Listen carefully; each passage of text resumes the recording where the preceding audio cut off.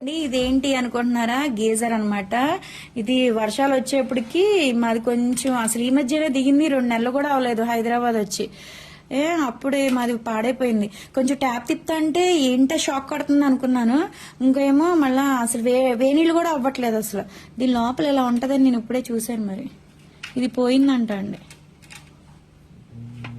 దీని బదులు మళ్ళీ కొత్తది వేయించుకున్నాం. 5 years వారంటీ. దీని కాస్ట్ వచ్చేసి 2000. ఎంత చెర్రి? ఎంత స్వామి? ఇది 2800 అయిందంట అండి.